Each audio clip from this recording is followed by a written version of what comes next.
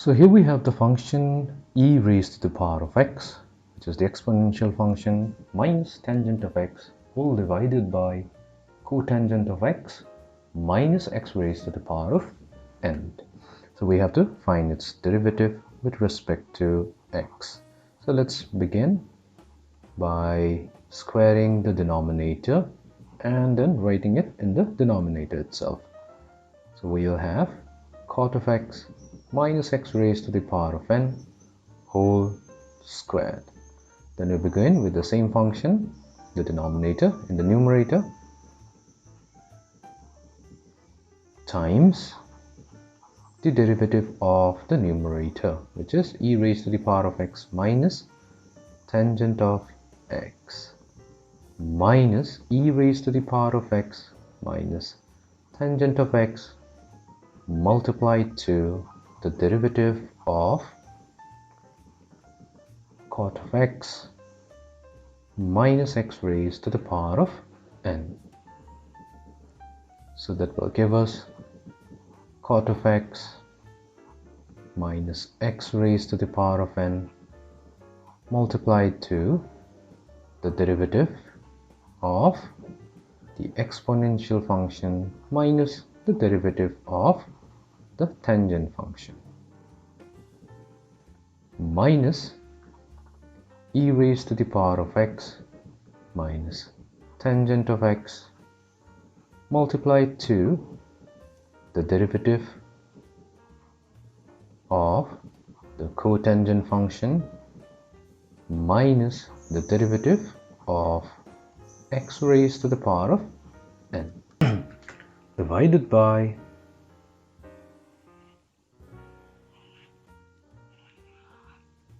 cot of x minus x raised to the power of n whole squared. So we have cot of x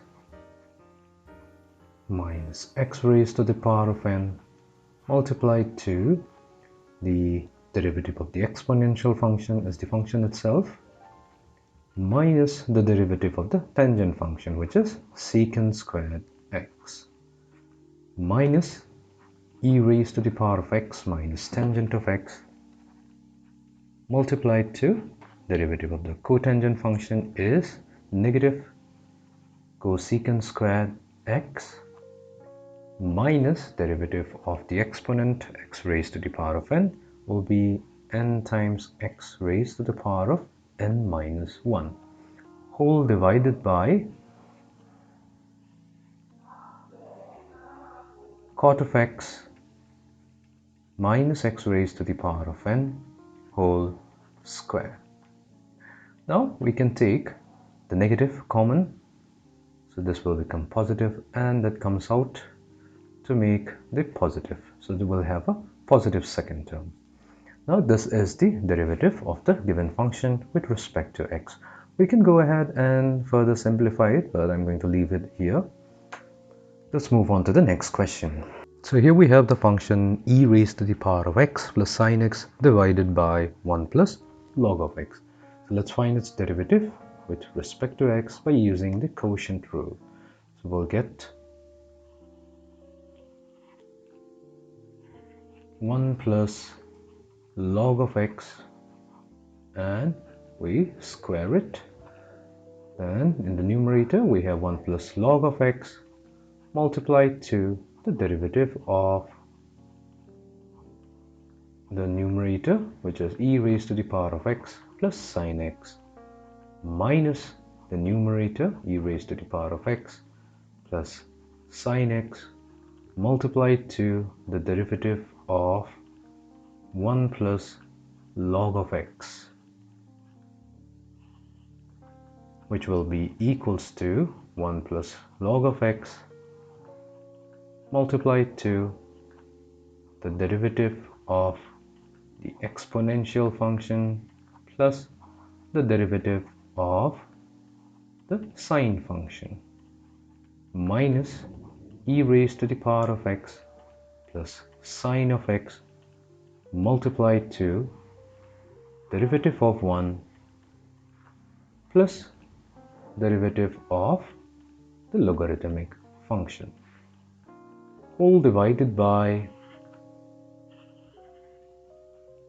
1 plus log of x whole squared.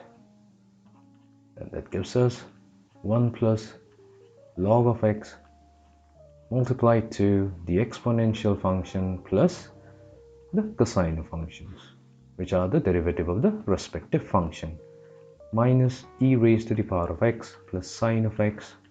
Derivative of 1 is 0, so we'll have only 1 over x, which is the derivative of the logarithmic function, divided by 1 plus log of x whole squared. And we're going to multiply the entire numerator and the entire denominator by x. So that is going to give us x times 1 plus log of x multiplied to e raised to the power of x plus cosine of x minus e raised to the power of x plus sine x, whole divided by, so since we have multiplied it with x, we'll have x times 1 plus natural log of x whole square. So this is going to be the derivative of the given function with respect to x. Let's move on to the next question. So here we have a plus sine of x divided by 1 plus a sine of x. So let's find its derivative with respect to x using the quotient rule. So we begin with the denominator. So we have 1 plus a sine x whole squared in the denominator. Then in the numerator we have 1 plus a sine x multiplied to the derivative of the numerator, which is a plus sine x minus a plus sine x multiplied to the derivative of the function in the denominator, which is 1 plus a sine x. So now we have in the numerator 1 plus a sine x times derivative of a plus derivative of sine x minus a plus sine x